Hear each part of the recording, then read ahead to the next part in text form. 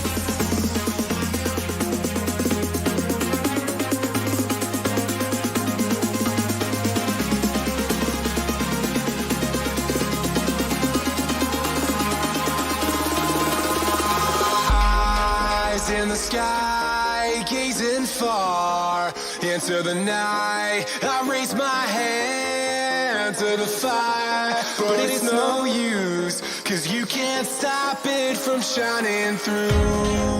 It's true, baby, let the light shine through. If you believe it's true, baby, won't you let the light shine through for you.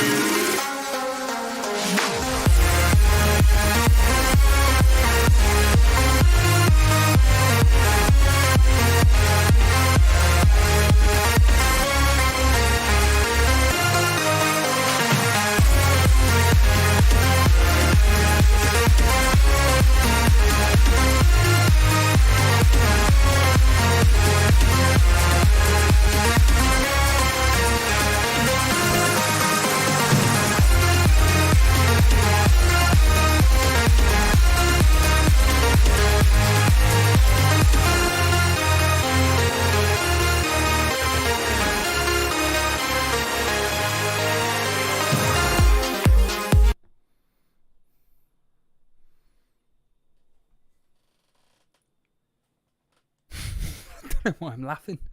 Hello there, and welcome to the latest Elite FPL Sunday Surgery stream. It's a solo one tonight, I'm afraid. So if you're all waiting for Jason, I've got a bit of a surprise for you. But if you're all waiting for Jason, unfortunately for us, he's on holiday. Fortunately for him, he's on holiday, so he doesn't have to talk about fantasy football. I don't blame him, because me and him have had an absolute horror show, and I'm expecting that he's going to hit the wildcard this week, and we'll talk about that in a few minutes time. This is the Sunday surgery, so I do encourage people to jump into the waiting room on Discord. If you don't know how to do it, don't bother asking me, because I don't have a clue. If you are aware of how Discord works, on the left hand side menu there is a waiting room. All you got to do, jump in there, and just above that menu there's a team screenshot section. Send your teams in there. If you want to talk about your team, I'll bring you live on air, and we'll just chat nonsense for 5 minutes or so. I'll tell you to clear off, and then we'll bring on the next caller. And it will continue until I get bored and I clear off myself. But no, let's get on with it. So I'll just quickly do the standard hello to people that are watching. Let's just see a few people that were here early, as Mags would say on Chain Wrestling. Chain Wrestling sponsors the show. If you can see the shirt, which I very much doubt you can. Can you see it? If I can just close a stupid menu. Yeah, no, there we are. Flaming Nora.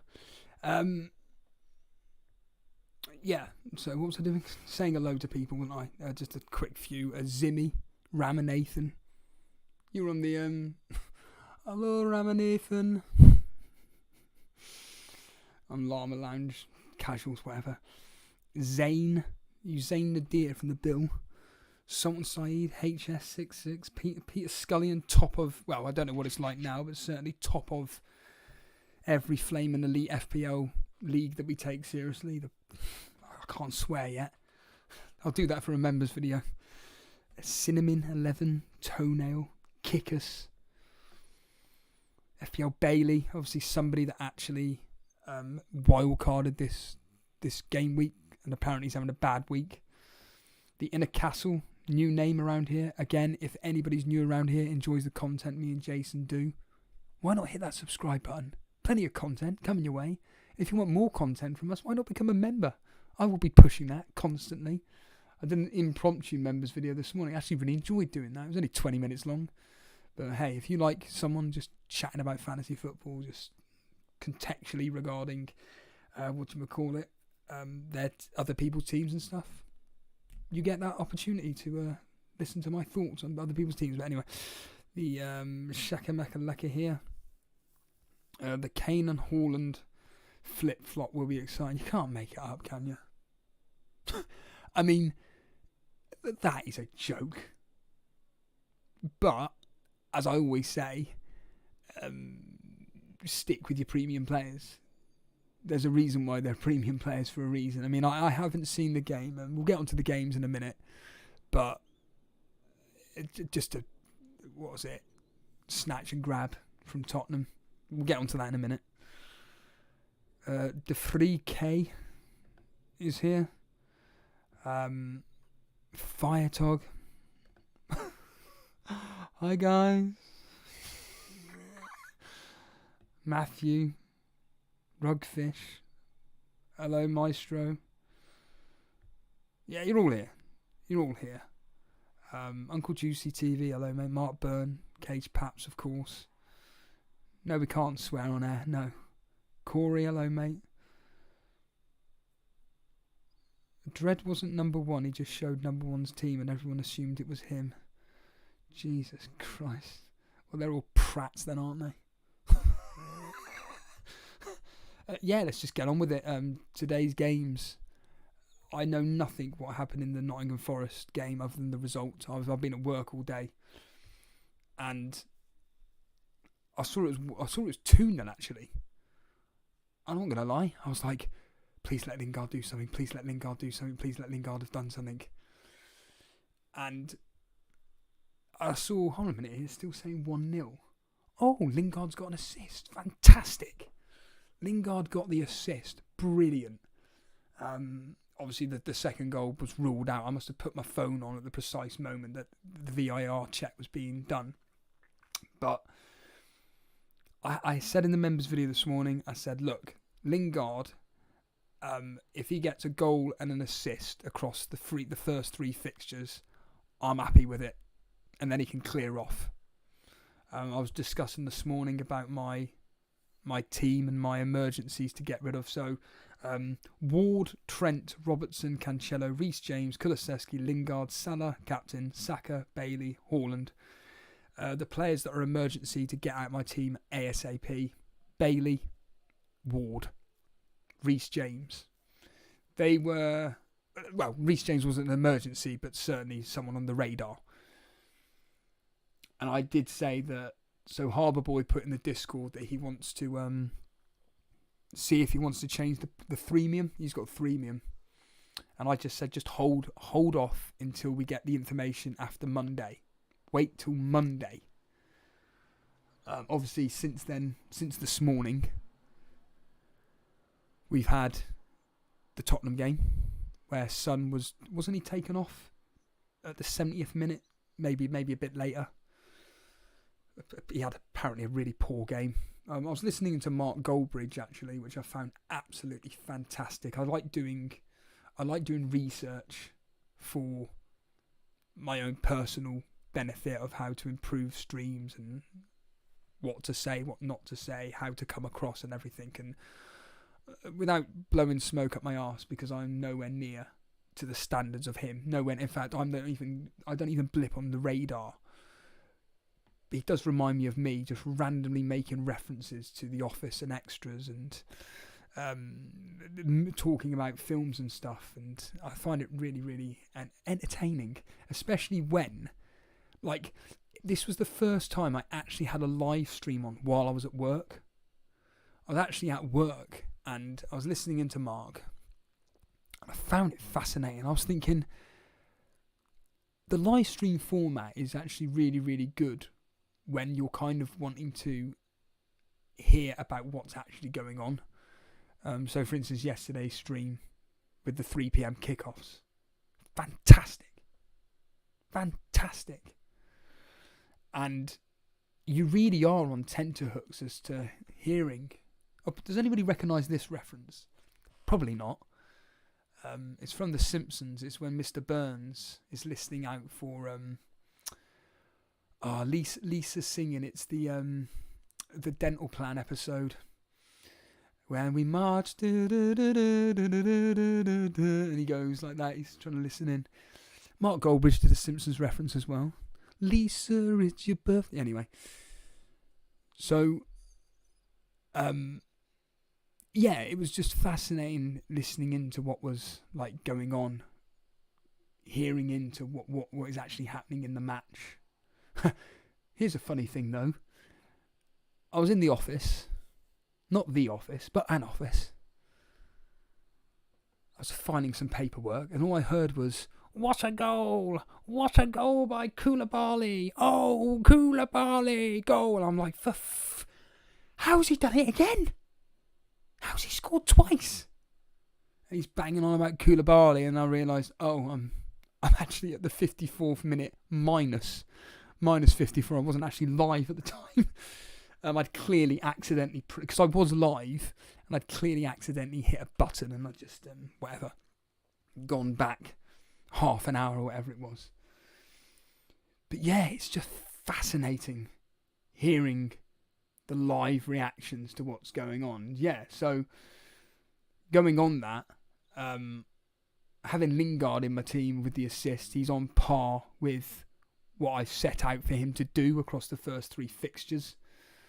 I did say a goal and assist. He's got Everton next, tough fixture. Again, it ain't going to be high scoring. 0-0, 1-1, 1-0 either way. Preferably in Nottingham Forest's favour, because Everton are absolutely diabolical. They're bad. I even just heard just now on it's TalkSport actually, because I had TalkSport on for a few seconds before I put on the FPL Casuals with Matt and Lama, and they were talking about that Chelsea apparently putting a bid for Anthony Gordon, or Craig Gordon, or whatever his bloody name is. Gordon, let's just say Gordon. Oh, there we are. There we are. Everton offer 40 million for Anthony. Thank you. There we are, done. Let's name check that person like we should always do. Now we've name checked 66 tramps. So, yeah, I'm expecting Lingard to at least be able to get me something in the Everton game. But the only downside is that I looked at whoscored.com, and once again he had one of the lowest rated performances. I'm just thinking, do you know what? I'm giving him the Everton game and he's gone. And yeah, like I say, my transfer thoughts immediately this week are get rid of Bailey and Ward immediately. So -4 essentially. The question is who I bring in, which goalkeeper, which midfielder, and so on. So yeah, I'm going to be doing basic research into what to do. But that will be happening this week at -4, because I said it all. It was Earth all along. I'd rather make a monkey. Dan Griffin won't be watching this anyway. I'll have to clip that for them. But yeah, I'll have to do some basic research into who to bring in for Bailey and Ward, because I've said all along, that's what I was going to say, said all along that Leicester with Ward in goal and just Leicester in general are terrible defensively. They conceded 6 goals, for crying out loud. Useless. And I've written my notes. Who to target, teams to target for captaincy, if anything. Leicester, Leeds, Southampton, Man United. All 4 of them hopeless defensively. Just captain whoever. Hence Salah next week. Captaincy. Unless he does absolutely jack all tomorrow, which is quite fearful, really. I'm still confident Salah does something tomorrow evening, but again, we'll find out. You never know. If there's an impromptu stream, you know something's gone wrong, basically. All right. Do that twice. But yeah, today, Reece James coming through with a goal and a bonus point. Literally 2 seconds prior to him scoring the goal, he apparently put an absolute peach of a cross into Havertz. Missed. All Havertz had to do was hit the target. It's a goal. Misses it. So I'm thinking, oh God, it's not my day. And then Mark Goldbridge just goes absolutely mad about Reece James scoring the goal. So I'm happy to stick. With Reece James. Nothing wrong. I watched the classic line, 65 minutes of the match. Chelsea dominated Tottenham. I'm not clever enough to go into tactics as to why Tottenham weren't great, but Chelsea dominated. If they had a striker, they could have put 2 or 3 within the first half. Maybe at least 2. Cracking goal from Koulibaly. Of course, Cucurella gets the assist. Does anybody even own Cucurella? Andy, Let's Talk FPL. Mark Goldbridge does on the bench. I don't think Andy played him though. So I think that Cucurella is certainly an option to look at moving forward. 5 million. He's going to go up in price tonight, surely. If not tomorrow. So if you can afford him, try and get him in if you can. Again, these players are a wait and see, really. Brilliant goal, though. Brilliant goal by Koulibaly. There was a moment, of course, when Kulusevski was put through. Then he got it onto Son. Son did nothing with it. But I was a lot more impressed by Chelsea than I was the week before. Last week they were hopeless against Everton. They were really bad, I thought. This week was a really professional performance. It's just, by all accounts, 2 sloppy goals again. I haven't seen the highlights. I haven't seen any of it. I'm just going on what I heard. I was expecting the game to end 0-0, 1-1, 1-0 either way. However, if I'd put in the score predictions, I would have gone 3-1 to Tottenham based on the two performances last week. Bloody hell. However, the more closer I got to the game, the more I was thinking, do you know what? Yeah, probably 1-1 would suit both teams. Not suit them, but you know what I mean. Well, it ended 2-2. They'll both be, well, Tottenham will be very happy. Perisic, of course. When he said the corner was being taken, he didn't name who took it. And I was thinking, I wonder if that's Kulusevski that's taken it. Check live score. It was Perisic. Typical. The one week he gets sold by everybody. Same as Kane. Again, you can't make it up. And I always say this about premium players. There was logic behind moving Kane to Haaland. We know this. But you can't script it, can you? Can't script it at all. But yeah, for me, I've come out with today pretty well. James, like I said, 7 points. Lingard, 6. Kulusevski, 2. So what's that? 8.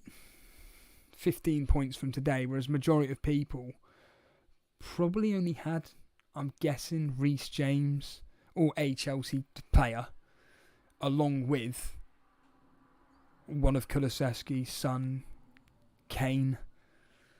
Certainly no one would have had any Nottingham Forest or West Ham players, and if you did, you did. But Dean Henderson's certainly on my my radar. Dean Henderson's certainly on my radar. I think he probably is the player that I'm going to bring in because, you know what? I can hack the fact that...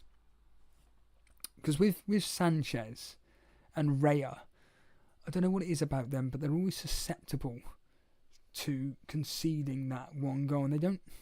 I know I'm going to be proven wrong, but certainly watching the game last night with Man United... They don't get many saves, do they, Raya? Sanchez slightly different, but... Dean Henderson sounds like a save machine. Getting everything possible. I know Nuclear Atoms obviously will be loving it, the fact that he's got Dean Henderson in goal. So Nuclear Atoms, it'd be interesting to know where you are in the YouTube chat league. Yeah, Brighton's fixtures next. West Ham away, tough fixture. It's not looking good so far that West Ham haven't scored in 2 fixtures now. Again, I know they had a penalty saved. Declan Rice. Why did Declan Rice take the penalty? Anybody let me know? Just let me know. Yeah, just let me know. Yeah. Then you got Leeds at home. Well, Leeds score for fun at the moment. Fulham away, tough fixture. Leicester at home. Leicester like to score. Bournemouth away, decent fixture. Crystal Palace at home, decent fixture. But I don't know with Henderson. I don't know the way Nottingham Forest I think are going to be playing this year. I've said it last week, and I'll continue saying it. I think they could be the Sheffield United of 3 years ago. I really do think they could be the Sheffield United of 3 years ago, and Dean Henderson could be an absolute bargain. You know, they got Everton next, which 0-0, 1-0 either way, written all over it. Tottenham at home, it's not very easy, but you can see Dean Henderson maybe, get a few clean sheets. Man City away, forget it, that's just a write-off. But then after that, they got some really good fixtures. Bournemouth, Leeds, Fulham, Leicester, Aston Villa, Wolves, Brighton. I think my moves will involve probably bringing in Henderson for Ward. I think it's a solid move. To be honest, I think it's a solid move. I don't see anything wrong with it. I think it's great. Whereas, like I say, there are some people like Jason, and we'll hear from him in a minute because I've got something to show you,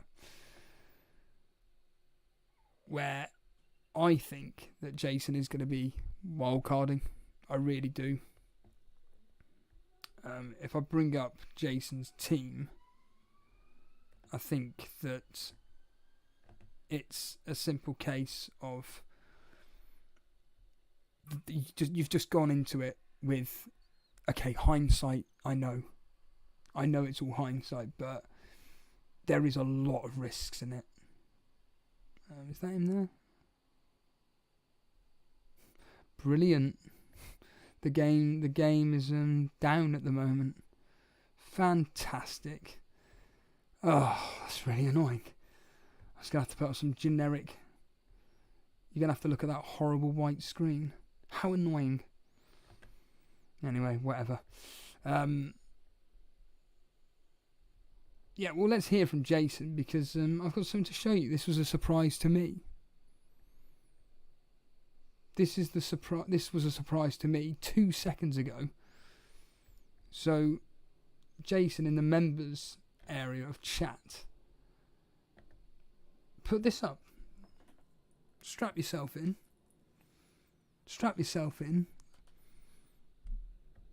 You put this up.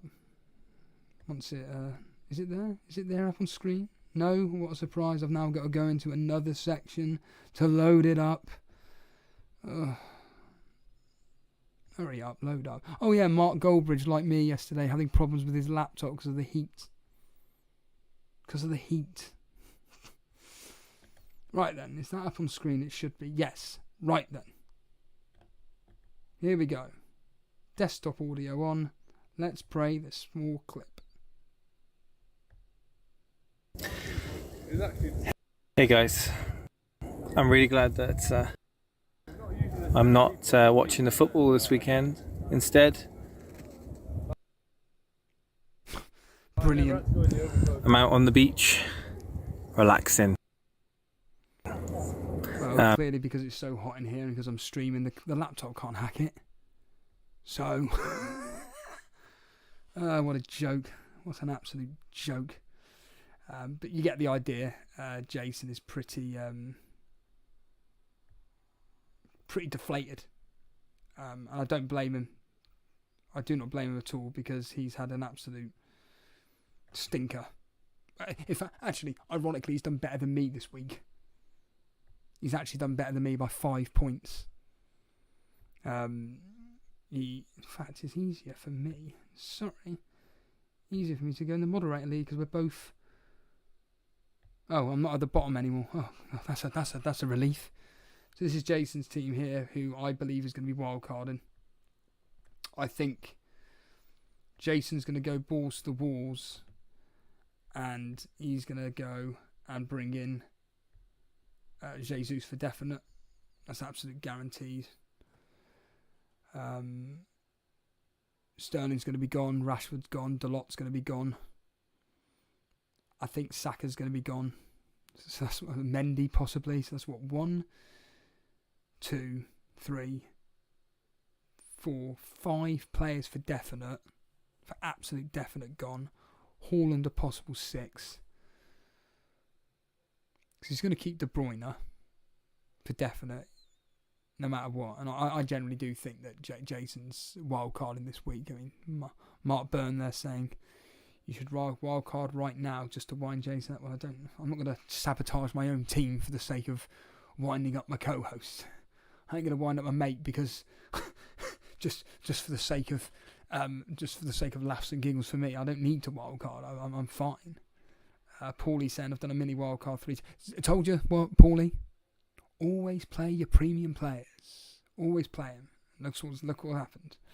So you've done a mini wildcard, 3 transfers for -4. Is anybody wanting to come live on air? Because this is going to be the shortest stream on the planet.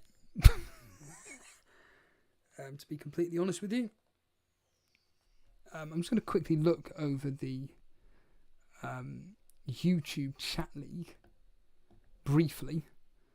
Let's just quickly see what people are saying in the chat. See what people are discussing. 69 Tramp saying I got Sterling. I'm keeping for now. Think he's going to do well. Well, I'll answer that straight away. I do agree that he is going to do well. It's a case of when's he going to do well. Their fixtures.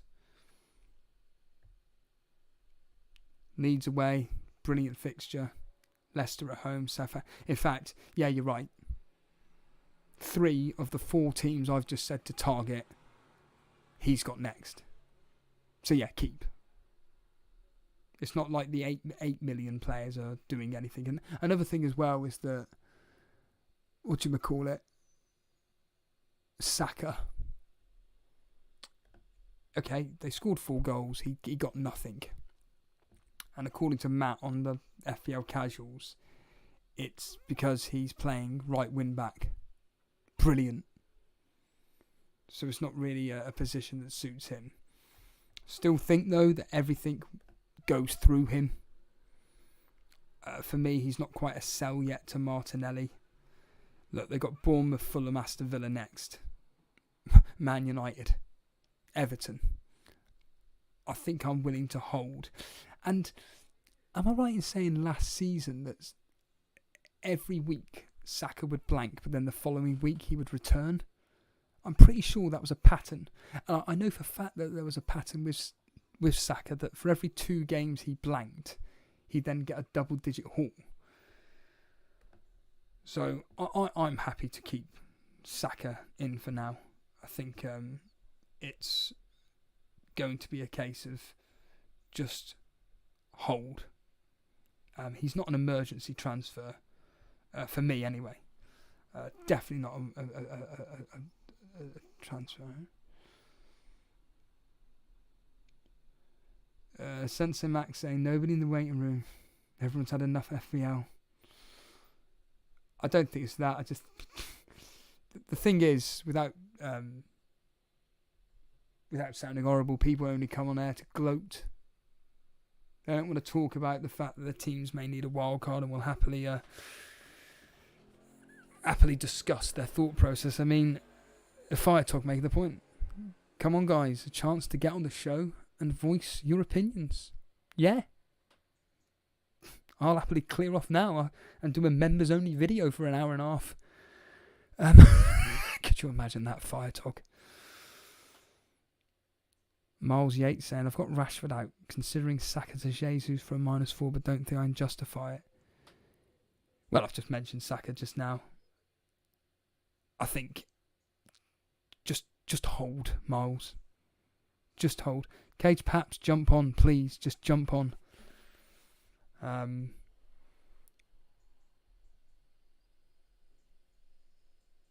Nasty Ball saying, good day, Squires. May your... Yes. Yeah. Very, very good, yeah. I'm not going to read it live out on air. It's members only. That's members only content. Come on. But going on to the YouTube chat league briefly. Let's just see. Yeah, well, we've got a few new... Well, I say a few. I think it's all the bloody same, to be honest with you. So once we go into this here, we can find out, or you guys can see up on screen, who's doing really well in the YouTube chat league. I'm so glad I've done this. So Peter Scully in his top. Let's just click on his team here. And he's just... Anybody that's doing well this year has just pretty much hit their picks immediately. Hit their picks immediately. Sanchez in goal. Trent, Cancelo, Zinchenko, Bailey, Salah, Martinelli, De Bruyne captain, Jesus. It's, you know, it's the thing of dreams. It is the thing of dreams with Peter at the moment. He is 10th, pretty much exactly 10,000th in the world, 10,011th in the world right now, which is pretty crazy when you think about that. 10,011th, such a random rank. But yeah, he's doing exceptionally well at the moment. You've then got 7 points behind him is Jovan. Then you've got John FPL Sparta. 8 points behind Peter. And then Gabriel De Rop, one of our moderators, 11 points. Then there's Paulie there as well. So they're all doing exceptionally well this particular last two game weeks. And as Paulie's just said, he's already done a -4. So, really? Wow. Lewis Kirkby's on 83 points. That's ludicrous, isn't it? That is absolutely ludicrous. 83 points. That is pretty crazy. When you think about the likes of me, who's on 35. But hey, how long can they keep it up for? Could it be all season? Probably. But let's bring on Cage Paps. He said he wanted to come on. He said he wanted to have a chat. His team's up on screen right now. For people listening in, we've got Ward. But then we've got Cancelo, James, Trent, Robertson, same as me. Kulusevski, Martinelli, Andreas, Salah. And then Haaland and Jesus. Let's bring him on. See what he has to say for himself. Just need to unmute the microphone, Cage Paps, and speak away, my friend. While we're waiting for Cage, perhaps if you are enjoying the stream, why not hit the like button and hit the subscribe button down the right-hand side. Down the right, as Mark Goldbridge says. Even though when I actually clicked on the screen, there was no actual subscribe button to choose from. Cage, perhaps, are you there? I was going to say, take on the other guy. He might have a real question. Because I was just going to talk. I was just going to talk shit for a bit. But so that's 50p you owe us straight away. This team up in front of us, is this for next week? no, that's this current week. So I did actually move Mahrez in for Kulusevski, but I did it more for the price change. But I think Kulusevski will be the pick going forward over the next few weeks. You've already done the move then. Yeah, this is live this week. So you've done Mahrez to Kulusevski. Yeah, and they both blanked, but it let me get right. I got him in before the price change though. So hold on a minute here. You got rid of Mahrez ahead of Bournemouth. Yep. What? And it wasn't a bad thing. Well, they both blanked. What was the thought process in doing Mahrez out versus Bournemouth for Kulusevski versus Chelsea? Literally just funds? Purely for the cost. He was increasing price. He was the same with Haaland. He's one of these very early price aggressive increase. I thought Mahrez is such a doubt with his minutes. I maybe picked the wrong person because I was between the two of them, so I was maybe a little bit of anger there. So when I did see that Mahrez was playing, I thought, I've maybe done it wrong, but I was expecting Cooley to do nothing this week. But I think for the next 3-4 game weeks is what I want to hold him for because I'm planning on doing a Gameweek 8 Wildcard. I still think he's a good pick, even though he did nothing today. I think I was more on Chelsea, so I'm not too unhappy with that move, even though it was early. Yeah, I think you've done the right move getting rid of Mahrez. I'm just shocked at the cojones that you've had to be able to get rid of him before Bournemouth. Now, like you've just quite rightly stated, he did nothing against Bournemouth. So, but you're 26. I'm just trying to find your team. 26th in the YouTube league, and you're on 61 points with Trent, Robertson, and Salah still left to play. How come you played Andreas Pereira ahead of Bailey? What was the foresight in that? I did actually comment on this on your video, but for the nerdy side, I looked at the XG, the XJ, and they were very, very close. There wasn't much between the two players. I think Bailey was incredibly unlucky when he came on. He did actually have a really good assist. It should have been a goal. 50% of the time it would be a goal. But I thought they were kind of the same. But then I looked at the XGA for Wolves, and it was much worse. Well, the XGA for Wolves was actually better, but they underperformed, so they let goals in that they shouldn't have done. So I thought, well, Everton are probably better set up. Lampard, they throw bodies in the way. They get blocks more often than other teams. So then I looked at who do I think is going to be better at getting that. I thought it might be Pereira. I thought they'd be. I actually think Bailey's capable of getting assists, but I then heard a rumor that Bailey was going to be benched. So that was the ultimate picker. Well, it's come through, hasn't it? It's come through at the end of the day. He scored he got 3 points, 2 more than Bailey. It's 2 points, but when we're at this stage, that equates to like 150,000 places. Yeah. So I'm taking it for a win. Yeah, and that's exactly it. So this is going to be your team moving forward into game week 3. I've already made a change. Say that again? I've already made a change. Can you guess who I've picked out of here? I've only got one free transfer because I used a transfer game week 1 to get Kulu in. But you can probably hint that it's a price change. I'm chasing a price change, which I wouldn't normally do, but there is method to the madness. But you can probably guess who it might be. You've taken for taking a player out to bring in I'm assuming Andreas out for De Silva. Close.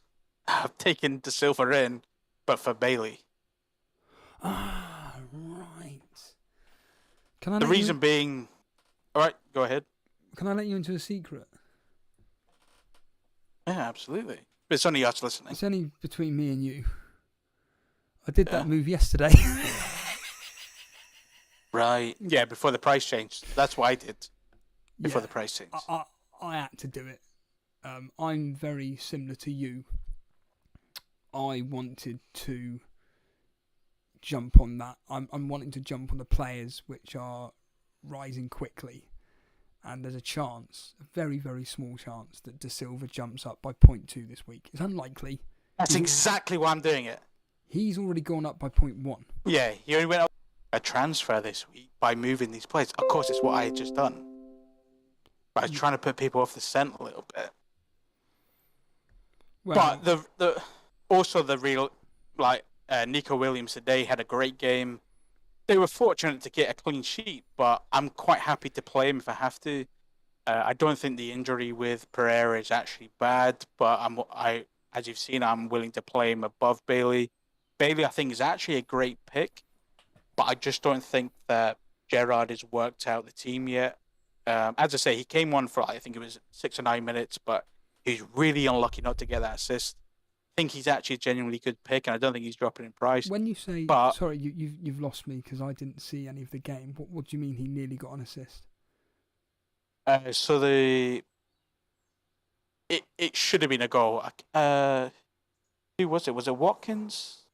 Or it was no plays in the way, in the 6-yard box.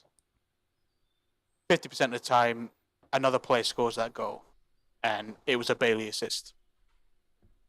So who missed? I think it's even in, if you watch the Sky Sports replay on YouTube, like the 5-minute ones, he's even in that. Like it was really, really unfortunate. So if you believe in the whole XG, XA type of mentality, that also backs it up that he's really, really unfortunate not to have got something from that. So the fact that people are selling him for someone who is really lucky to have got points goes against what I kind of believe in. So I'm doing it purely for if I can get that 0.2, when a wildcard, it might mean something. Yeah, and plus, I don't rely on him. Your team is basically Jesus, Martinelli, and Pereira versus Saka, Lingard, and I can't think off the top of my head who my other player is, but our teams are identical. Because I'm probably going to be doing the Dean Henderson in for Ward. I'm almost pretty certain on that. I'm going to do it. What do you think of that move? Henderson's a great goalkeeper. He's one of these. He's like kind of like the whole Martinez when he moved down from Arsenal. You know, one of these.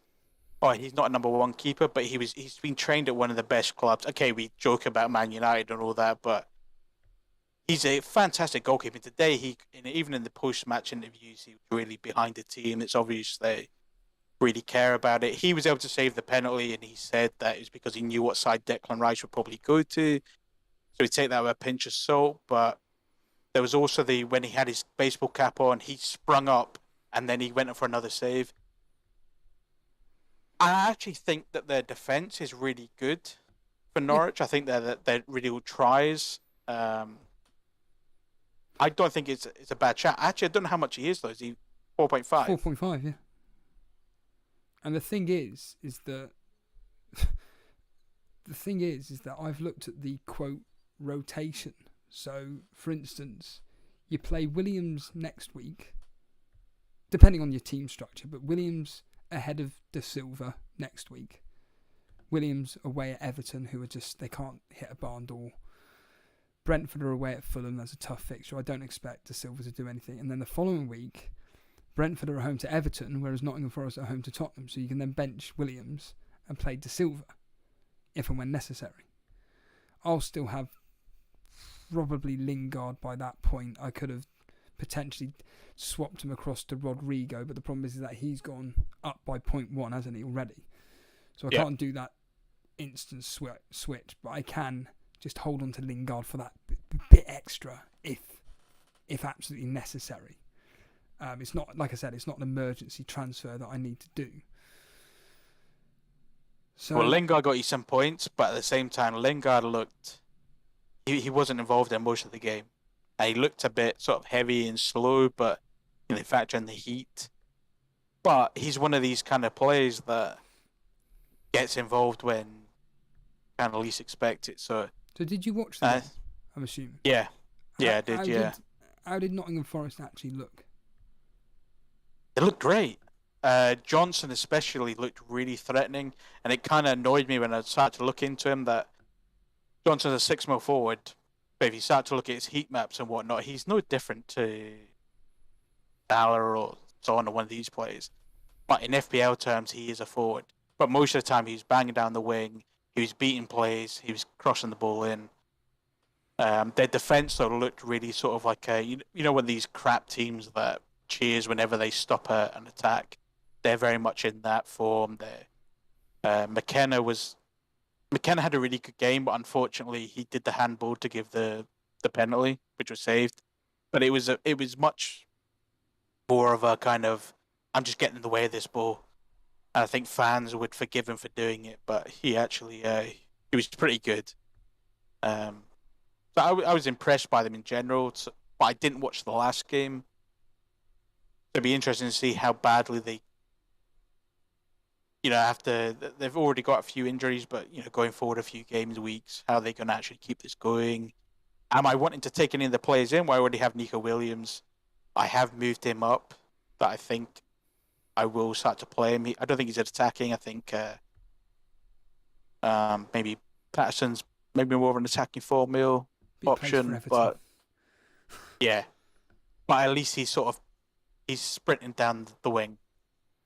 If I had to sort of pick between the two, that I'm not going to make the transfer. Don't get me wrong, but I'm not too. Obviously, he picked up a clean sheet this time. I don't think he should be playing Williams over the likes of Cancelo or something like that. But no. They look like a good team. They look like a team. This is what you kind of. Because this is the thing. You could, in theory, next week play. Looking at your team here, a 5 at the back with Williams, drop Andreas, and then have Kulusevski, Martinelli and Salah as your midfield 3 and Haaland and Jesus up top in a 5-3-2. Good. Whereas I'll be doing a 5-4-1 instead. Because you're 25 points ahead of me. We've got exactly the same players tomorrow. The only difference is that I've got my captain playing. So if Salah gets a double-digit haul, there's a small chance, a very small chance, I could overtake you. A very small chance, but it's possible. Possible. I mean, so this is an interesting point that you're saying that we have a very similar team. I haven't necessarily looked at ours, but Harbour Boy posted his team saying, "Oh, look, us guys are at the bottom. Jason, someone else." And I looked at his team, and we were identical apart from he went for the threemium. So we had Ward, Cancelo, James, Trent, Robertson. We had Salah, but then he went Son, which meant he had to play players like Neto, Bailey, or basically bench fodder, crap players. Whereas I could spread that money out, and it enabled me to get Jesus, Martinelli, and an 8 mil mid, which this week is Kulusevski. It's obviously working. It's on average, it's like 10 points per week. But you're comparing identical teams and just looking at the slight differences between them.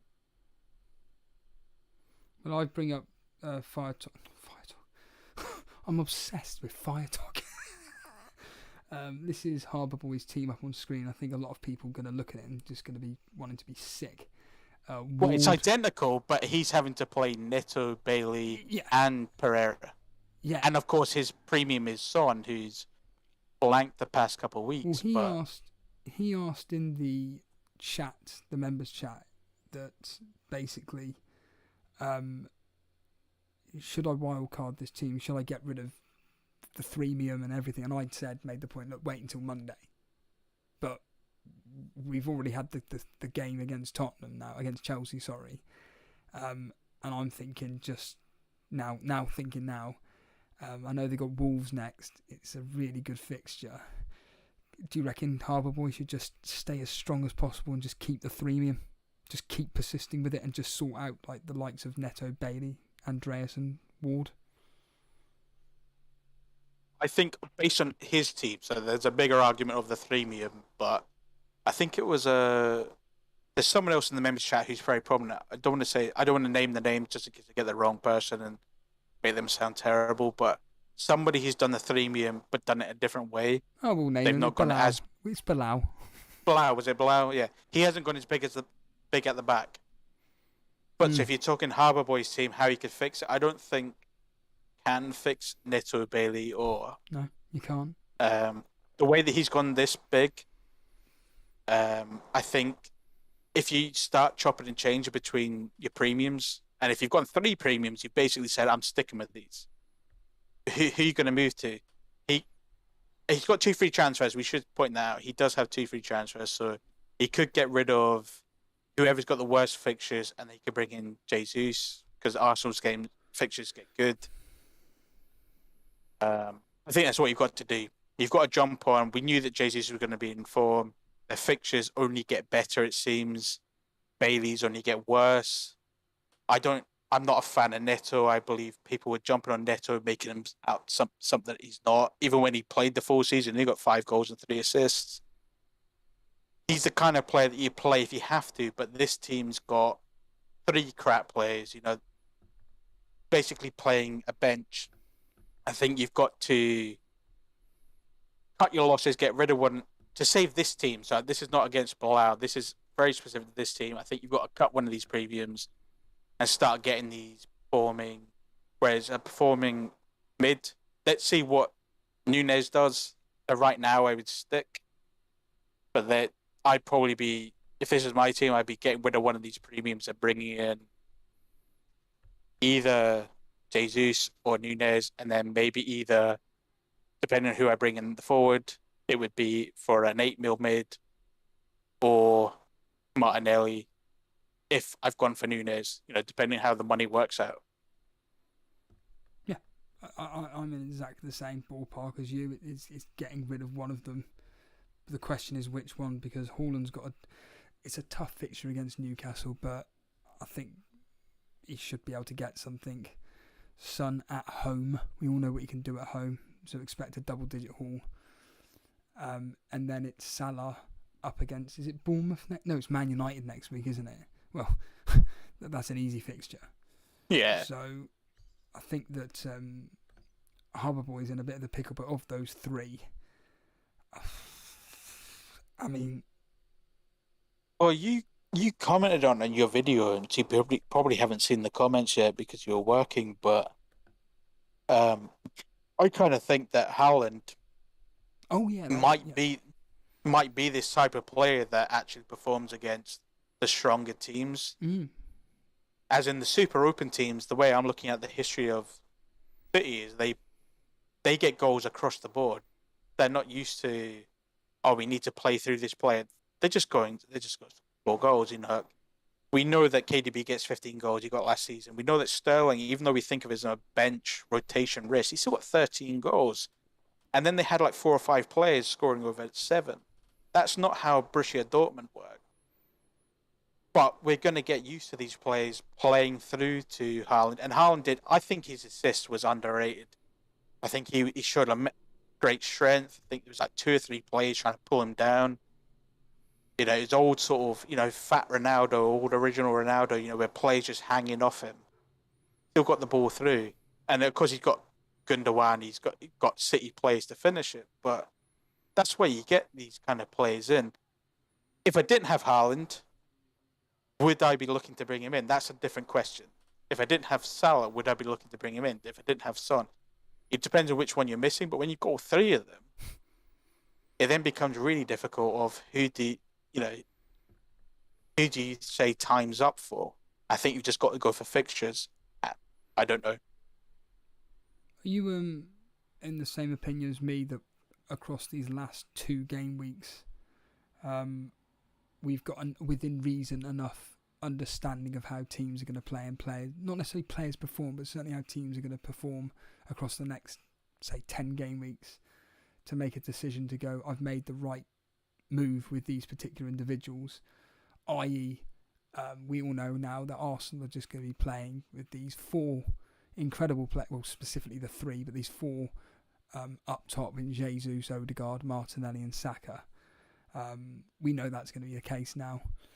You've got the likes of Man City, who across the midfield, the points are going to be spread across all of them, but you've got the 2 main men in KDB and Haaland that are going to be constantly playing.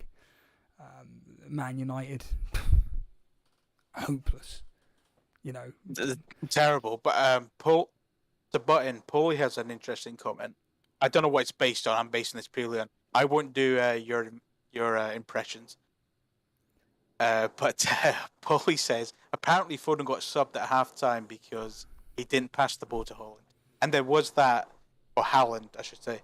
There was that really close. He didn't actually do the assist. He went for goal and he stuffed it, but he probably should have squared it to Haaland. And I did wonder if Pep would say, got to remember that you've got this guy there. I don't know what Paulie's basing it on. If he's heard this, I'd be surprised if Pep actually came out, was that open, but I only think it only gets stronger for Haaland personally. I think he only becomes a better option. And I can't think of getting rid of Salah. But I also, as I said in the members chat earlier, Son has outperformed his XG in the last 6 seasons. Yep. That's the only other person I can think of that's done that is Messi. Yeah, I know we're getting silly numbers here. Like I can say Fraser for Bournemouth, he was second in XA only to Messi. But he did get second in the Premier League as well for actual assists. But the point is that, Son is no joke. You didn't take Son in because it was a punt. He's the highest scoring FPL player since January. Kulusevski was on 8 assists, Kane was on 8 assists, and it was Harvey Barnes on 8 assists since January. He didn't take these players in because it was a punt. The question becomes, how long do you stick with them until you go, they're not performing or they're not playing in a position? Because Spurs have signed so many new players. How long do you leave it for? Yeah, and I think that if you've got a player like Jesus that's, okay, yesterday he got 2 goals. Was it 2 goals, 2 assists? It's very, very, very rare that a player does this. It's what once in a blue moon. The blue moon's happened. Jesus has got the 2 goals and assists. It's never happening again. However, we know that Jesus will continue getting goals and assists on a regular basis for Arsenal. Whereas with Haaland, it's 3.5 million more than Jesus. Do we stick with Haaland despite the fact that a player 3.5 million is going to get potentially the same regular returns? Well, I think you're asking 2 questions here. One, because you don't own Jesus, we should say that. So for you, it might be one or the other. For most of us, it's both of them. Well, I've got the funny thing is I've got a team up on screen at the moment. This is from a guy called Ben Tekers with a Z, and he says, should I do a wild card with this mess of a threemium? Now his threemium I think is a lot better within reason than Harbour Boy. So his team is Ward, Cancelo, Trent, Walker, Saliba, Salah's son, Andreas, Neto, Haaland and Jesus up top. So really the major issues with him is Andreas, Neto and Ward. Now he says here that he's already done Dalot, so he's already got done the transfer for Saliba in for Dalot. The main issues with Benteke's team is the fact that he's got Pereira, Neto and Ward. How the hell do you get he's got Bailey in his team. I mean, on the bench he's got Bailey and Nico Williams. It's very, very difficult to move these cheap players on when you've just got no money in the bank, isn't it? Yeah, before I comment on that, just to before it gets lost, FPL Jones bloke has Oh, said Pep admitted that he should have passed it to Haaland in post-match interview, but didn't say that's why he subbed him. Pep also said that it goes for the whole team. Yeah, I think we've heard that from other. Was it not unofficial? We heard it from Sir Alex Ferguson. If you do not give the ball to Van Persie, you are not going to play for this team. So I believe that it goes on behind the scenes. But yeah, on this team, I think that the interesting thing about this team is he's gone for Ward and Iverson, as I did and as you did, and my whole premise for did that, and you've spoke about today about how you might want to switch one of those out. My whole idea for going there's for no these might was want to. to. I am. Okay, you are. So my idea was that I will play this money elsewhere. The interesting thing is I've now freed up 0.5 million with my switch to silver, as you've done a similar switch. But here, I don't like the Nito pick. I never did. I think Pereira is a good attacking force. I think he will be fit. I don't think it's the end of the days that he's actually playing against Brentford. Well, I can imagine that could be a really open game. You know, that these are teams that have met each other many times. They're kind of rivals in a way. I think it could be a mini version of what we had today, as in Tottenham and Chelsea game. I think that could be quite interesting. I'm not too ashamed of having to play him, but I'd probably put Williams above Bailey as defense, and I'd even be tempted to put Williams above Neto and then take it from there. So I don't think he has to do hits. I wouldn't be saying take hits today. I don't think the team's quite as bad as he's maybe making out, but obviously he's done one transfer. That's my immediate opinion of it. I think it's kind of wishful thinking that he's put Salah as captain. As crap as I think Man United are, and they currently are, and Newcastle are, it's kind of a difficult one because Man United are this shrinking team and Newcastle are this growing team. Who's the weak point there? And he's got Son as well. I don't know who he's captain. I could give an opinion right now. But if that's his team and he's got no free transfers, I think I'm inclined to say put Nico Williams in place at Neto, and then I'd have Bailey as my number one sub. Would be the way I would play that. Yeah. It's funny because just looking at the next fixture for Leicester, it's Southampton. And, you know, Southampton, they can score, but the problem is that also they're away at Leicester, and Leicester at home are normally pretty good, but I'm just thinking, do I really want to bring in Dean Henderson for a match away at Everton when Leicester have got a game at home? And also Ward, amazingly, looks like he's going to be going up in price some point this week. Yeah, Ward is going up, but Iverson's actually going down. Right, he's heading down. But why do you want to go with Henderson? Why is it? What's the mentality around it? It's because I just believe that he's going to be bringing in lots of save points, whereas I think with the likes of Brighton, Brentford, to name two teams, I don't think they get enough returns from saves, whereas Dean Henderson, I think, is going to be getting plenty of... I mean, wasn't even in game week 1, he got like 7 saves or something like that. He's a great goalkeeper, he's going to get shots, but my kind of question is, you're talking about upgrading for 0.5 million. Is there anywhere in your team that you'd be going, I could spend that elsewhere? Are you taking is there a compromise there? No, because I love my back 5. I'm happy with my back 5, same as yours. Nothing wrong with it. My midfield, Lingard 0.5. Where's 6.5 going to get you? For a player which Rodrigo at a push at 6.1. Yeah, but that's the thing. Yeah, I don't desperately need him. I'm not getting. I've already mentioned. I'm not going to get rid of Saka, Kulusevski, no chance. Salah. I can't upgrade any of my strikers. I'm happy to go with a 4-5 or a 4-5 or a 5-4 as my formation with Haaland up top. So that 0.5 has to go into my goalkeeper, really. and at least a goalkeeper that's going to actually do something, unlike with these two prats that can't do anything. I mean, you're saying about Iverson here. Yeah, could you get rid of him instead, and then you've got two playing That's keepers? exactly what I was about to say. I'm probably going to get rid of Iverson for Henderson. That makes complete sense. In fact, it makes a lot of sense. I'm going to bring on Bailey now. FPL Bailey, he did exceptionally well last week. He got something like 81 points or whatever, but this is his wild card up on screen, everybody.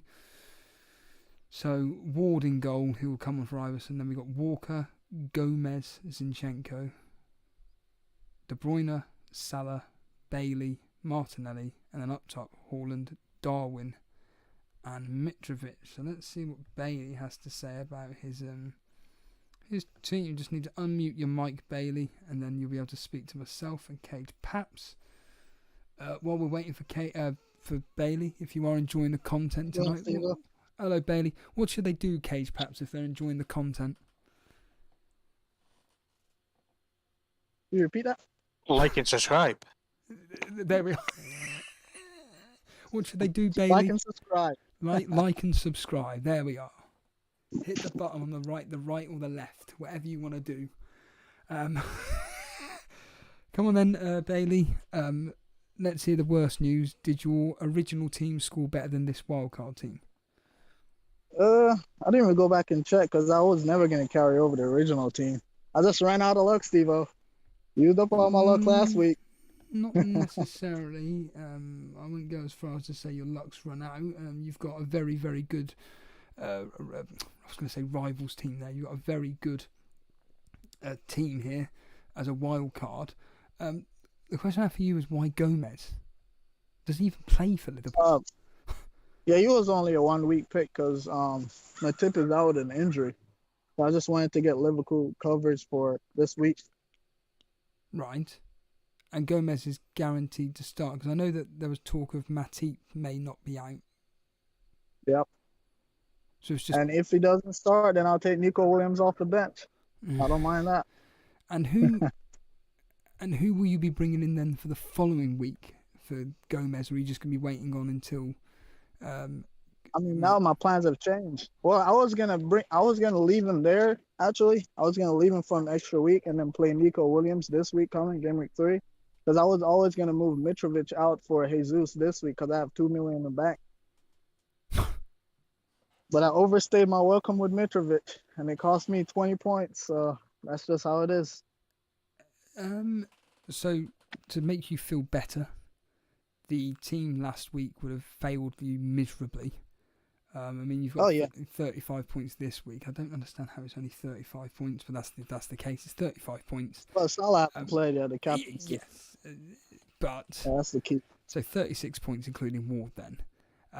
No, it's 35. I added it. It's 34 without the Ward. 35 makes Ward makes it 35. Right, I see. So 35. Last week's team would have probably got you about 10 points. Looking at it on the screen, you know, you've got the likes of Mendy in goal. He got 1 point, maybe 2 points at a push today. Trippier 6 this week. Dean, you only got Dean, you got -1 this week. 8 Nuri, I'm assuming played 2 points. Son 2 points. He got 6. They kept a clean sheet. Of course they did, yeah. Wolves kept a clean sheet. That's right, 0-0, wasn't it? Yeah. Bailey 1 point. Pedence 3 points. Neto 3 points. Kane 6, 7, whatever it worked out to be, and then Mitrovic -1. So yeah, you've done very well with the wild card. This team here moving forward is, I think, is in excellent shape. To be honest with you, you've already said. I love the team. Yeah, I love it. It's just just unlucky this week. Mitrovic with that pen save, he would have been on 9 instead of -1 because he got a yellow as well. So that cost me. But I'm just glad I had KDB to kind of cover up Jesus, not having Jesus. Because then I would have been really screwed. And so you've got 2 million in the bank. Are you planning on bringing Jesus in next week then? I already did. I did it yesterday. Oh, wow. No more messing about, yeah. Already got him in. Mitrovic. Yeah, I got Mitrovic out for Jesus.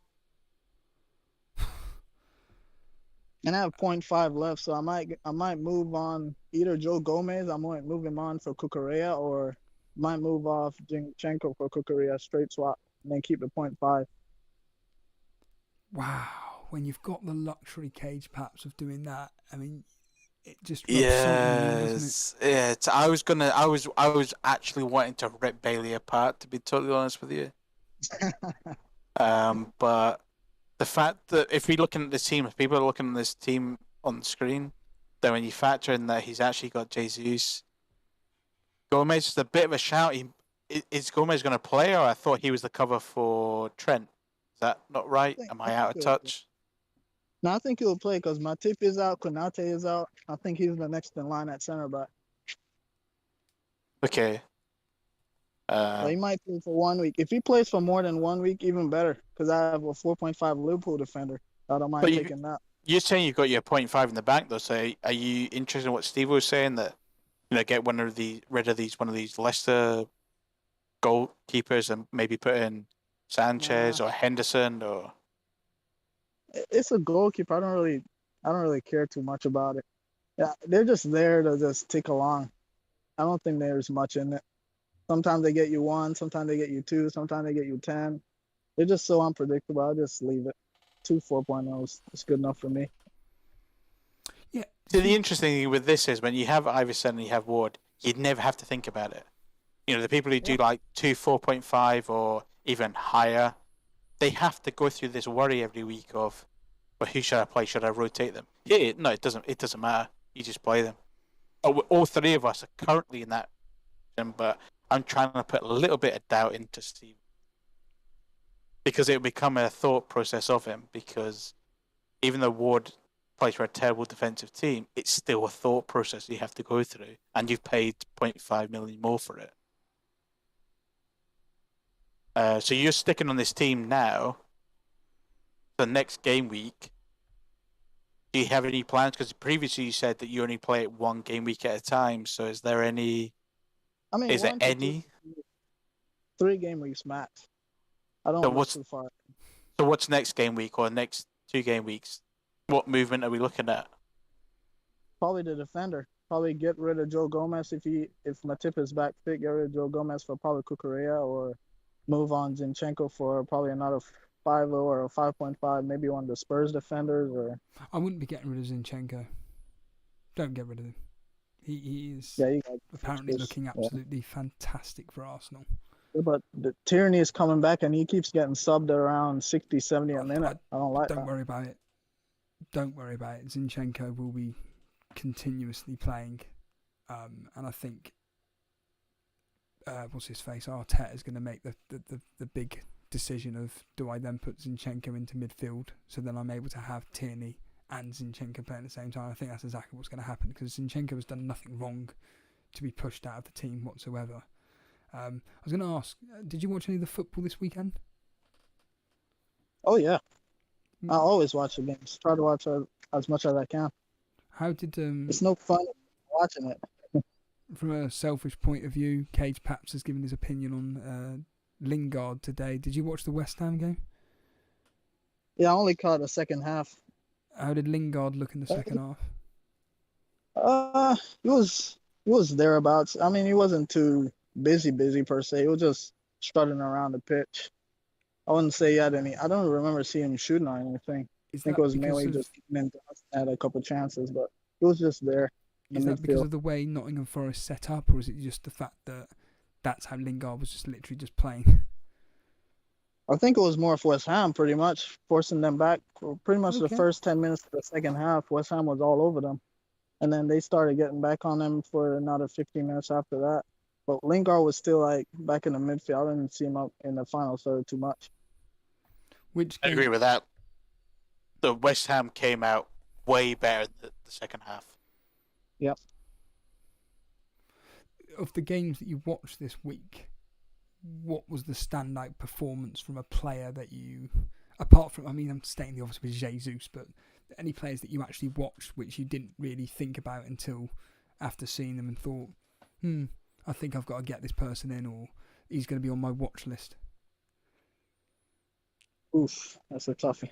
think probably Cucurella again. Yeah. I'm considering doing a -4 to get him in now, especially since he started over Chilwell. You were a +1 to that. That would be my answer.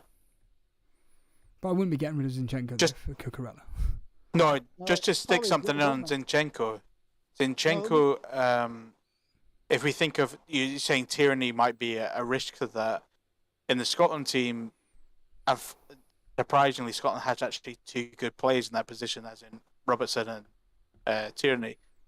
They play Tierney back position and they move Robertson forward.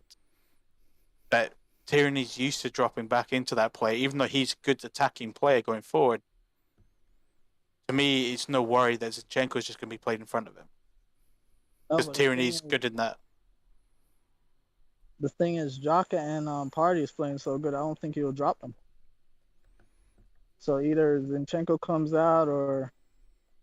In the form that Zinchenko's in, I think it's more Tierney has to fight his way in rather than Zinchenko has to lose it. It's the way I'm currently looking at it from my perspective.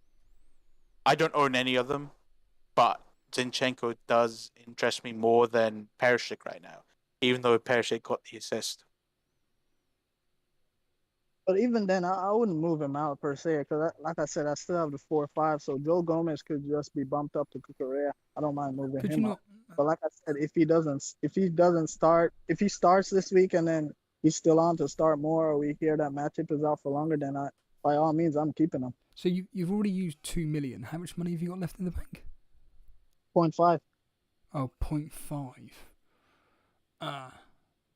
Yeah, so the only difference in this team that we're seeing is Mitrovic to Jesus, and you've got 0.5 in the bank. Is that right? Yep, spot on. And that's going to be my starting 11 next week. Just swap out Mitrovic for Jesus. But the funny thing is that, of course, I'm not suggesting for 1 minute that, Jesus can't match Mitrovic, but Mitrovic has got a decent fixture against Brentford. Brentford can't defend unless they're playing Man United. It's an away fixture. It's a local derby, for one. I think Fulham are going to be up for it. Arsenal away at Bournemouth. We saw what Bournemouth did against Aston Villa. Apparently they look pretty solid, to be fair. Again, I'm not suggesting for 1 minute Arsenal can't match what Fulham can do. In fact, I would probably predict Arsenal to win 2-1, maybe 3-1 in a tight game, something like that.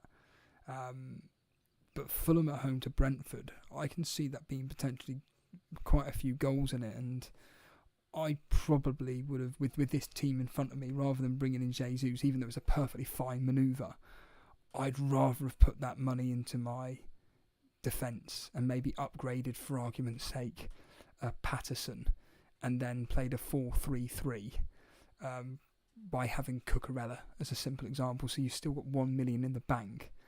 But you'd be playing Cucurella, Walker, Gomez and Zinchenko. Because like you quite rightly said, it sounds like Gomez is probably going to be starting tomorrow. In fact, you've got Salah captain. What made you go with Salah captain ahead of the Manchester City assets? Salah versus Crystal Palace. He has a good record versus them. Liverpool looks decent going forward. And he's a midfielder. I don't like captaining forwards. They have less routes of points. They get 4 points instead of 5 when they score goals.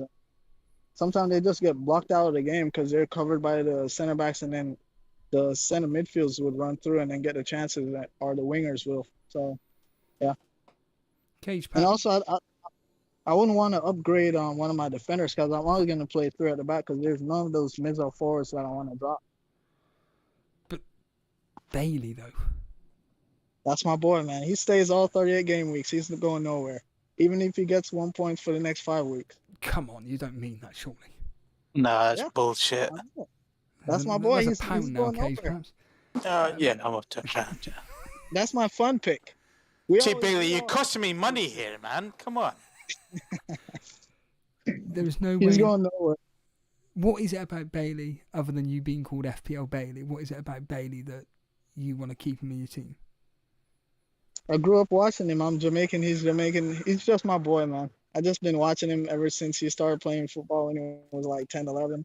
Then he So got is adopted this the FPL Bailey you're named after? This is the guy. Yeah. Uh-huh.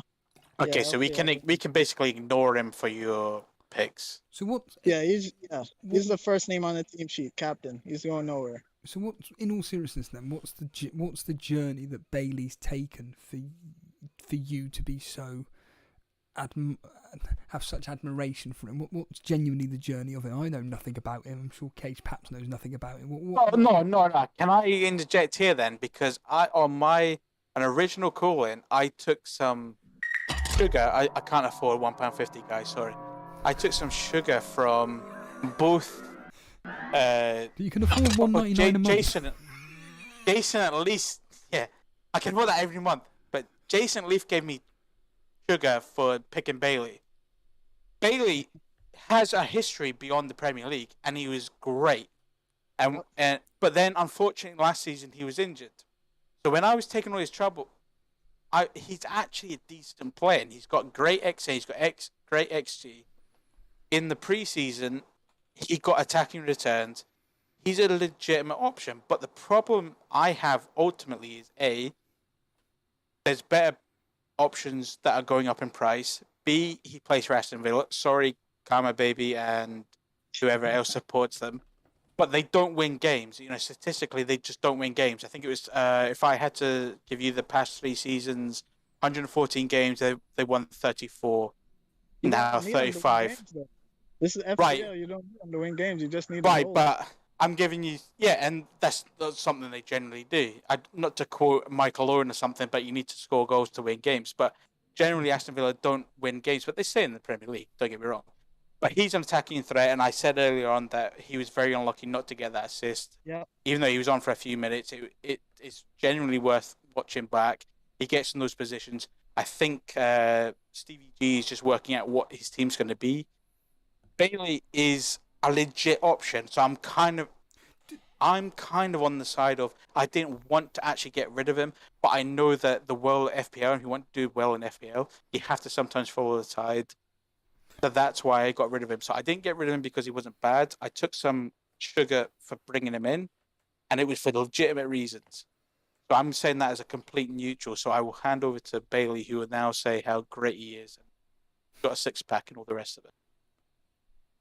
I mean, it makes sense. If you look at it on playing, it makes sense to get rid of him. I mean, as long as you could find somebody to replace him with that 5 or 4.5. But for me, I don't care about him going down in value because, like I said, I'm keeping him all season unless he actually gets injured again. And then I know he's not going to get a lot of points. I know he's going to get a lot of ones, 5, ones. And I don't mind taking those because I just like watching him. I always look forward to the games, and it'll hurt to see him like haul and then I don't have him. So that's just my pick for the season. He's just going nowhere.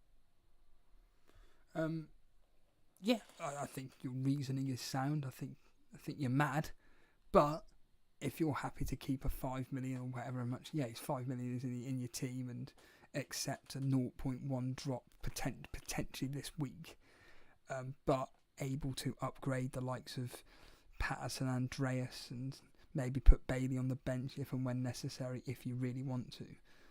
I think your team moving forward is fine. I mean, you are in the YouTube chat league. You're 26th. I fell down. I got knocked out, Steve-O. Yeah. 26, but he's used 2 chips. Let's not mess about. Let's not be polite for the sake of it. But the thing is, I don't have to worry about my bench for the rest of the season. It's all about the first 11. If in fact, you're 29th, sorry, it's Cage Paps is 26th, you're 29th. There's literally 3 points between the pair of you, as it stands right now. There's nothing in it. No, there is nothing in it. It's just the top lot in Peter Scullion, Jovan, FPL Spa, Gabriel De Ropp as an example. They're absolutely smashing it. But if tomorrow evening, what are you expecting the score to be tomorrow? Say about 5-1 maybe. 5? Yep. Come on. Liverpool at home, man. Liverpool at home. I know Palace is decent, but it's Liverpool at home. Cage Paps? I'm not going 5-1. I'm going. I know that the Palace were terrible before, but Vieira, Palace, I think, hold them to a tighter game, no bigger than 3-1. But my actual prediction is 2-1 to Liverpool. I mean, FPL Maestro, who's very good at score predicting, 3-0. He's predicting a question. It's not really a question. It's more of an attack on you, Bailey. But I think you have the right to reply. Dunsnuns says, whoever's wildcard team this is, yours, Bailey, they're clueless. I don't think they're clueless, but what do you have to say to that, Bailey? He wasn't saying that last week. Yeah. I mean, it's just the first week of the wildcard. Plus, I got rid of Mitrovic. He probably saw the Mitrovic and like, what is he doing with him? But he was only there for one more week, so the rest of the team looks perfectly fine to me. Especially that attack and that midfield. There's nobody I would drop from that team up front.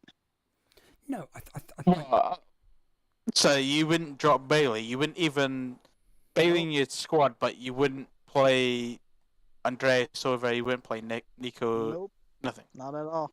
He's in. He's in regardless. He's the first name on the team sheet every week. I don't care if he comes on 89th minute every week. I don't care. He's staying. He's just my pick. He's just the untouchable. I'm just I mean, part of me. Yeah, Go ahead. It's alright. So part of me was gonna say, I think that's kind of cool. You know, like I come from a country that has a lot of, well, we're crap at football, but we have a lot of decent players in the Premier League, and I have to sort of stop myself from being biased. So earlier on, I said I think Patterson's a great pick. I don't actually own him though, but at the same time, I think, you know, if you are chasing FPL success, then it's a recipe for. But I admire it for all the best. Yeah, plus it's not really holding me back. He's only 5 million. It's not like he's a 7 million whatever, whoever. It's just in my squad and I can't spend the extra 2 million elsewhere. You're saying you're going to play him regardless. You say you're going to play him regardless. Yeah. So what if you ended up with an 8 mil on your bench? Well, he's on the bench. I wouldn't have an 8 mil on the bench. The bench, what you see now, is pretty much going to be bench for the rest of the season. That's the benefit of the bench boost game week 1. Yeah, but in 15 game weeks, are you always just going to be restricted by Bailey? Is this your plan that Bailey is worse as it gets? Is that what you're saying? Yeah. It could work out, and I kind of actually really hope it does, because I kind of like the approach. But if we ever are close in the league again, as Steve was saying that apparently you're just behind me in the league, I hope you do terrible. Well, funny you say that. Firetog has just said. Oh no, sorry. Paulie has just. That's Firetog's name. Paulie has just said. Well, that's one less person I need to worry about in the mini league. What do you have to say about that, Bailey? To Paulie. Where was Paulie last season? I finished 9th in the Rivals League last season, 21K. Where was Paulie last season? Yeah, Paulie, come on air, defend yourself. Yeah, get Paulie on. Yeah, that's a burn. You can't just let that go. I mean, he had a good first week last week. I gotta give it to him. He didn't play a chip, and he had 87 points. I think he had a good week. Yeah. So hang on, did you play Bailey last season? Because he was in the league. He was injured, but he was in the league. No, I didn't have him last season because he was injured. Oh, so you do have limitations to this. No, he came on versus Everton and then scored and then assisted and then got injured in the same game. So you will bring him out. He's not number one in your team. Yeah, that's what I said. As long as he stays fit, or Villa doesn't have a blank game week, he stays in my team every week. Did you take this approach last season though, that you used your chips so early on? Yeah. And you still got 20-odd thousand finish. Yeah. I bench boost game week 1 and then wildcard game week 2 last season. Finished 21K. I think the biggest week that pushed me up was when Everton had a double game week and I captained Richarlison and pretty much nobody had him. And he had 2 penalties and an assist, I think. And that boosted me up a lot. Fair play. So you're a very. I can't. You are a very aggressive manager, Bailey. Yeah, that's how you got to play the game. I mean, just play it how you play it. I don't really care what anybody else thinks. Just play the game. Because the worst thing I don't like playing in the game and then see, oh, everybody has that player, so I have to get him in, and then I forget the player that I wanted, and then my It's funny. player that I wanted hauled, and then everybody else's player doesn't. So Yeah, as you'll know, like I talk a lot about on members' videos about trying to avoid content and not necessarily Twitter because I just mute everybody on there anyway, but certainly content-wise because I actually enjoy audio. It is very difficult to avoid hearing people's thoughts regarding whatever player, and you're somebody that finds it quite easy to do that. Then just block out the noise and go with your own gut. yeah, I mean that kind of goes with my profession as well because I'm a stock trader, and options trader. So pretty much got to zoom Oh, and everything else. good. What? Okay, so like let's cut to the chase then. So what? You block out all this nonsense, but you're looking at these trades. You're not just picking these players on what you like. I No, don't focus on stats. go away, Bailey. What are you What? actually? Stats, exactly. So stats. What are the key stats that you look for picking these players? I don't look at stats. That's what I'm telling you. It's eye You test. just, I watch this the is game. purely I watch eye test. highlights. 100% eye test. I'll say 90% because sometimes you see some stuff on Twitter that you say, oh, that player's doing that. Okay. But I don't use that to bring the player in. I just say, okay, that's something to keep note of. Karma Baby is saying here, when Coutinho got injured yesterday, when Dia came on in Bailey's position and was excellent, he's probably Bailey is probably going to be finished as an FPL asset. What do you say about that? No, Coutinho came on as a cam because Coutinho was moved over to a cam, I think, for the second half. Plus, I don't think Bailey's going to start the next game wasn't he? as well. So. I thought, Yeah, Coutinho played. Yeah, he got subbed for Buendia, who came on as a cam. yes, Yeah, and he was As decent. a cam. What Karma Baby is saying, he was an Aston Villa fan. He's saying that is Bailey's position. Is that right? As a cam? I don't think so. Well, this is what I'm only going off what Karma Baby's saying. Karma Baby, come on air. Defend yourself. No, because they were playing two strikers, so there's not going to be a winger. Bailey is a winger. They were. Yeah, I thought Bailey was a winger. Yeah, he's not a defensive central midfielder. So Karma Baby saying here, Coutinho was in the front three on the left when Dia played on the right when he came on yesterday. That's what Karma Baby said. Bailey was on for a few minutes, so this is worth pointing out that Bailey was on for a few minutes and he still got that great assist opportunity. But maybe he was put on him with instructions of move the team this way. He certainly wasn't put on, like for 40 minutes and stuck back in CDM position or a CAM position. Maybe Karma Baby should come on and battle it, but I think Bailey was kind of unlucky. Did somebody say I'm American? I don't watch the games. I'm not American. I'm actually born in Jamaica. I kind of sound like an American because I want y'all to understand me. But if you want me to speak like a native Jamaican, I will. But y'all won't understand me. So. We never said that. We never. Me and Steven never said that. No, somebody in the chat did. I think somebody Have you blocked seen it. that? I just deleted it.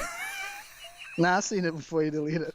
Yeah, fuck that. Oh, that's you've put me to £2 here. God. Nah, it's good, man. FPL Seb saying that this is the first American with good football knowledge. Bailey, there we are. Some positivity. He's Jamaican. Jamaican, sorry, yeah. Yeah. Well, American, it doesn't matter. It's good. Yeah, I guess it's geographically correct. Yeah.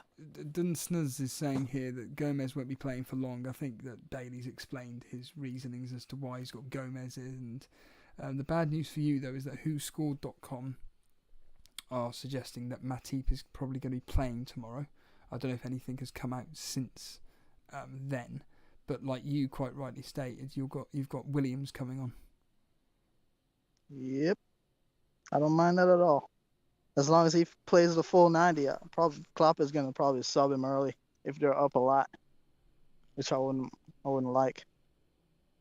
Yeah, are you confident with Salah captaincy tomorrow? I'd like to think he's going to get something at least. Yeah, I'm thinking maybe 10 to 15 points. If That's what I'm expecting. it ends as you say 5-1, and he does a Son, only gets an assist, are you thinking, maybe he's not worth the 13 million? Obviously, it all depends on how he plays, but is that what you're kind of thinking? Or are you thinking No, it was just unlucky?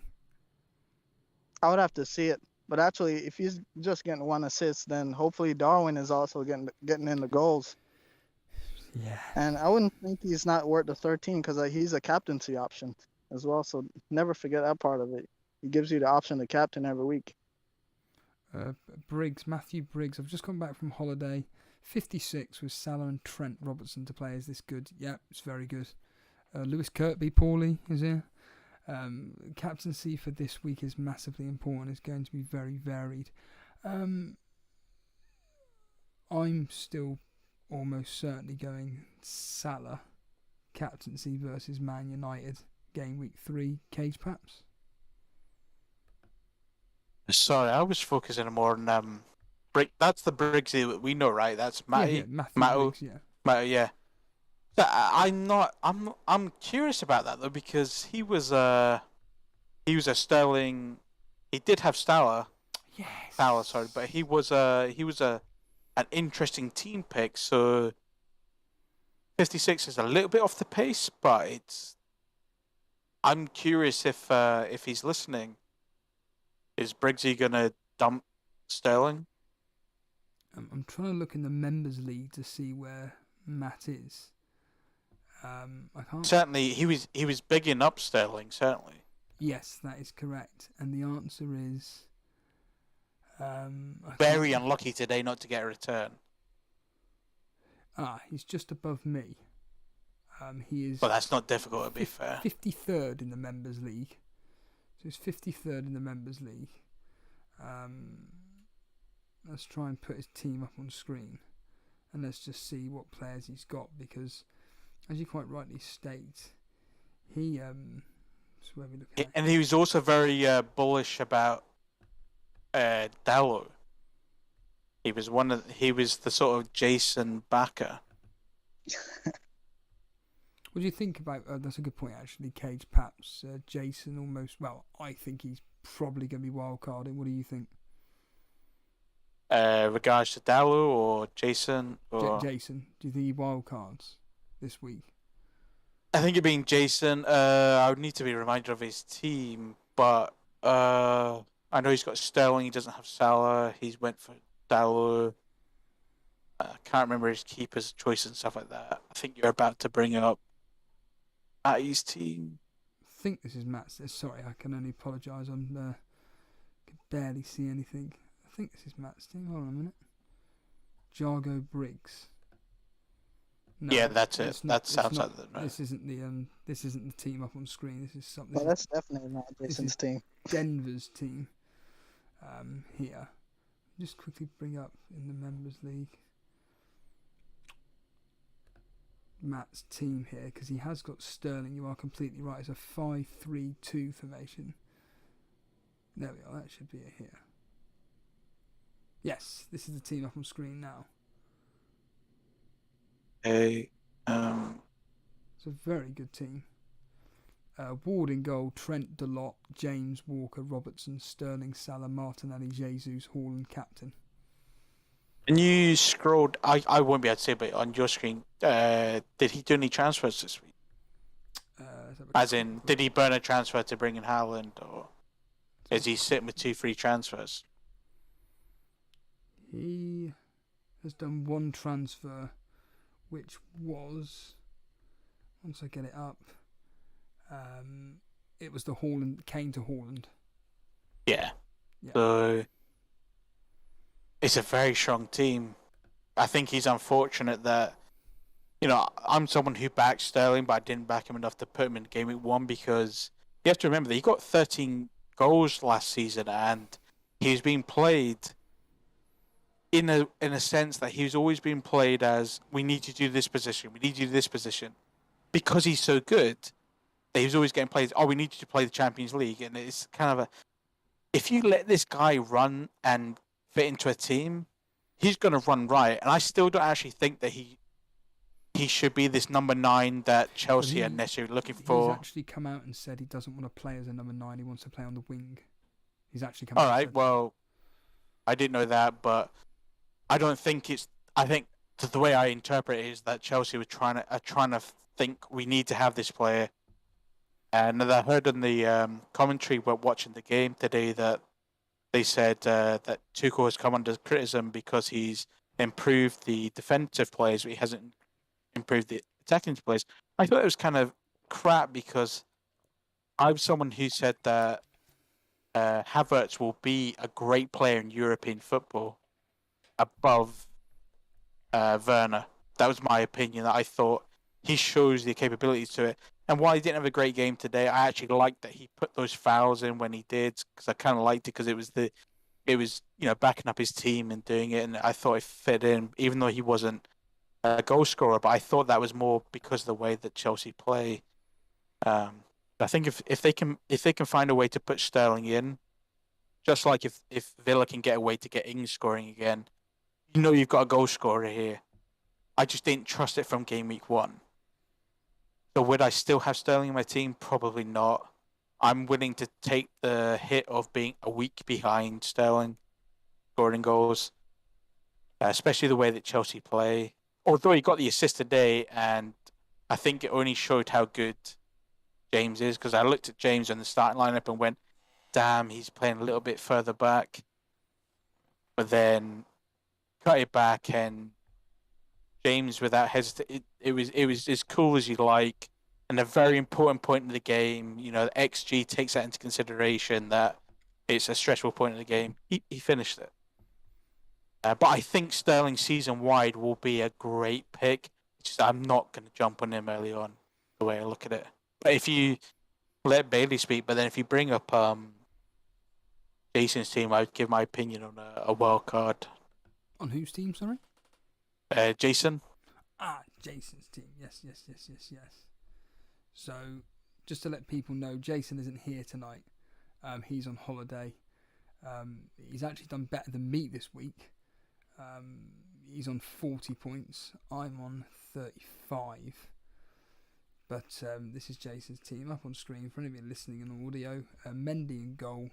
We've got Trent, Walker, Dalot and Zinchenko.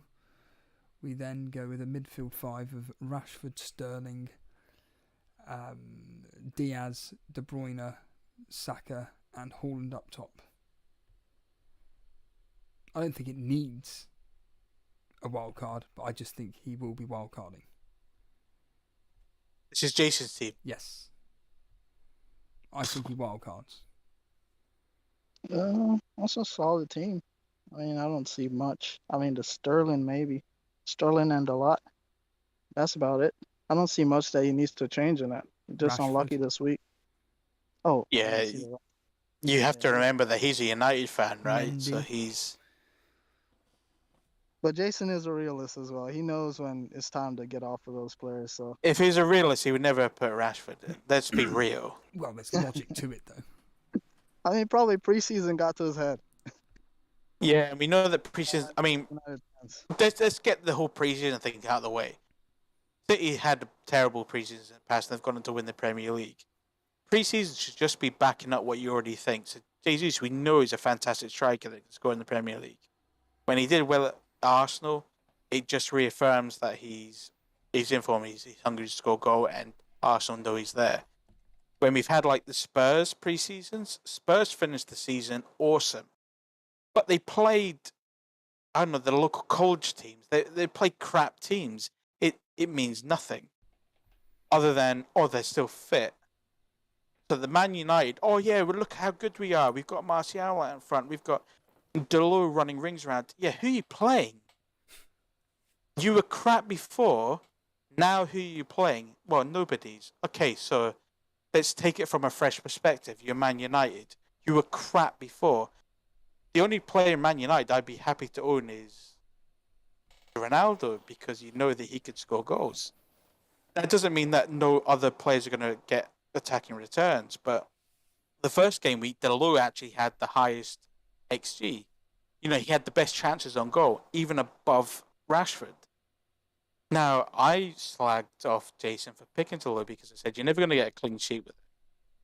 And yes, he is an attacking player, but he takes most of his shots from outside the box. He loves to take shots outside the box, and he did it this week. Doesn't get any return from it. Sure, over the season, I think he'll be an okay pick, but he's the kind of player I'm going to pick on when Man United actually sort out whatever they're doing. Got some of the best players in the world, but they're not sorting it out. So I don't think Delo is a good pick that you should be looking at. But he's 4.5 million. Yeah, go ahead.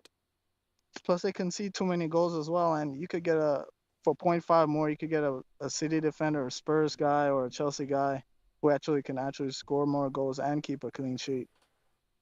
You get a block of Wood, and it would be as good. But he is 4.5 million. Rashford, though, he's 6.5, and he was meant to be this kind of breakout season. Or Rashford represents great value because they look at their awesome. Well, look at Sancho. Has anyone even?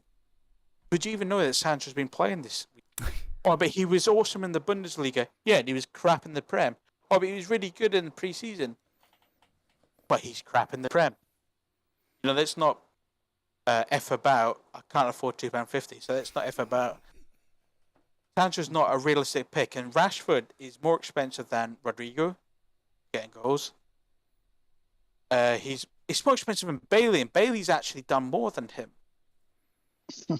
He could be a good pick going forward, but I think it's biased to say that Rashford is a good pick. Sterling, I think, is unfortunate because we can make fun of them all day long, but it could have worked out. If we played this season, these two games over 100 times, Sterling gets a goal, at least a goal. Luis Diaz, he had an unbelievable shot. He got bullied off the ball. When I watched that game, he got bullied off the ball, but he had an unbelievable shot that hit I think it was the crossbar, the post, right on that point. He was really, really unlucky, and he's playing that Mane position that we know gets goals for Liverpool. We know they're not having to change the way that they play. That's going to get goals, that position, and Diaz is absolutely capable of doing it.